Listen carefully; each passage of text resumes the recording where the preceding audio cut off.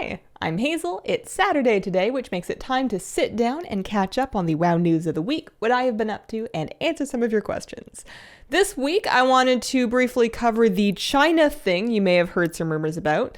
Effectively, what's happened is Blizzard and NetEase, their Chinese distribution partner, have failed to reach a licensing renewal agreement, and as it stands right now, every Blizzard game except for Diablo Immortal will be suspended in China starting January 23rd of 2023, including WoW. If nothing happens and that goes through, that is devastating for Chinese gamers who will be losing years and years and years of history in those accounts.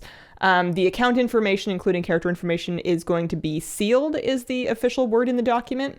So they could bring it back potentially if they reach an agreement with somebody else, but that's not a guarantee at this point. It's also unnerving news even in other regions. While it's unlikely that would happen here, it is a reminder that all of the time and the money that we invest in games like this is no guarantee that they'll be available forever. It is possible that an agreement would be made to prevent this outcome, either with NetEase or with somebody else, that would keep the games online or bring them back after some downtime, but I do think things must be pretty dire for them to be putting out an investor notice like this. There's tons of speculation about what actually went wrong. At this point, nobody publicly really knows what happened. I certainly don't, and hopefully something gets worked out. In WoW this week, Phase 2 of the Prepatch began, and Evokers launched, and with that, there was a fun bug. The bug was that Evokers didn't have any eligible loot on the Pandaria world bosses, and also Rukhmar, except for the mounts, which did some funny math to the mount drop rates, and Evokers were getting those mounts like crazy for a day or so when Evokers first came out. That has been hotfixed now, but it put WoW devs in kind of this sticky situation where this really rare thing was dropping like crazy, but nobody was exploiting specifically. Like, sure, yeah, the word was getting around and a lot of people were making Evokers and going to farm the boss, but it's not like you had to backpedal 3 times around a pillar and then like delete some bread before the mount would drop. It was just dropping way too much. Which kind of rules out rollbacks. So what's happened now is in this week's hotfixes, the drop rate of all of those mounts has been greatly increased. So that applies to Sha of Anger's Heavenly Cloud Serpent, Galleon's Son of Galleon, Nalak's Cloud Serpent, and Oondasta's Direhorn, as well as the Solar Spirehawk from Rukhmar. What exactly the drop rates have been increased to is an unknown quantity. We just know that they have been greatly increased. There's been a great deal of confident guessing going around, but it is really hard to say for sure. There are lots of reports of the mounts dropping though, so I think the farm is alive and well. I think some of those are because everybody's heard this news and is going to farm those mounts, including myself. But anyways, if you had any interest in those mounts and the drop rate had talked you out of it previously, somebody such as myself, that's basically what I did. Now is a great time to go back and try those bosses because the drop rates are much better. There's no indication that this is a temporary change. It's a hotfix. It's gone in. There's no wording to indicate that this is not going to last forever. So I don't think there's any major rush in going out and getting these, but there's also, it's a good time, you know. We're going to be busy with Dragonflight in a week and a half here, so may as well if you got the time and you're all wrapped up with the Prepatch event.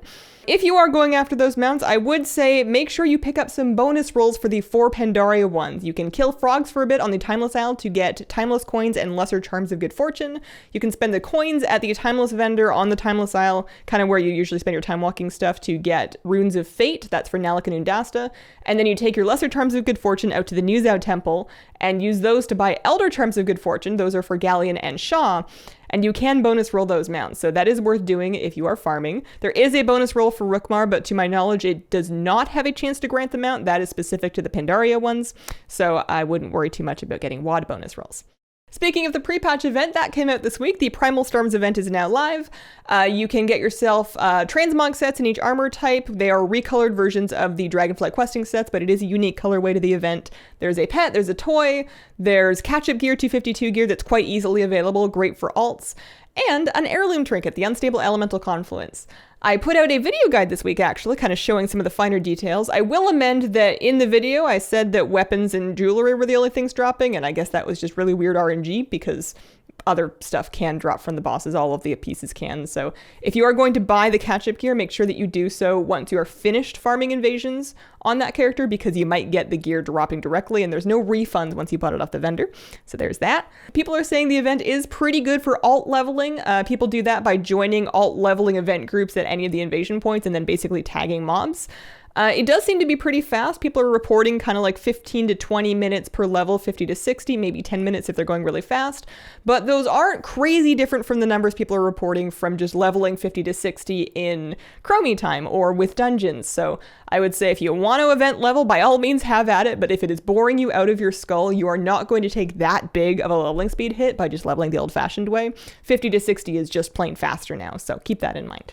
This week, we also got a handful of new developer interviews handed out to content creators covering topics from lore to evoker class design to design philosophy and Dragonflight. I did not come across or hear about any big headliner news items or like bombshell new features that they announced or anything like that, but they are fascinating to listen to. So if you're looking for some stuff to put on while you're playing, I will link a couple of them down below. And in my life this week, I have been staying in and trying my very best to get some content together. And then I still have not committed to a main for Dragonflight, and I'm starting to run out of time. It's either going to be a Gnome Holy Priest or my brand new Evoker, but my Evoker exists now, and it's... I don't know. I guess worst case scenario, I can just flip a coin. Tails for dragons, because dragons have tails. And questions for this week. Steve wants to know, I've been slowly getting used to the new UI, however, cannot seem to figure out how to move the XP and rep bars around. Is this something that I'll have to design my layouts around? So you cannot currently move the XP and rep bar or the minimap actually without using an add-on. There are add-ons that can do that. I'm not using any of them currently. I've just kind of decided to let the things exist where they are. Same for the menu bar actually as well. That is currently fixed in the edit mode UI without using any add-ons. However, I will say that Ian mentioned in a Raider.io interview recently that the UI revamp is a foundation that they want to build on. They wanted to get it into player hands in a good state as early as they can and then continue working on and adding to it over time to get it where they want it to be. I am guessing that we're going to see more movable elements along the road, along with hopefully a nameplate revamp would be nice. But we'll have to see. For the moment, you're looking at an add-on or accepting where they are. And Irchi wants to know, is it true that you have to be in a bad mood to cross-stitch? Yes. That is the law, actually. Why do you think we make time to sit down and repeatedly stab things? I think that fiber arts like cross stitch and punch needle and crocheting with the hook thing are relaxing, they are productive, and above all else, violent. And that has been my week. Thank you very much for watching. Any questions, please pop them in the comments, include the word question to help me find them. Have fun with Evokers and Prepatch Phase 2, and have a wonderful, wonderful day.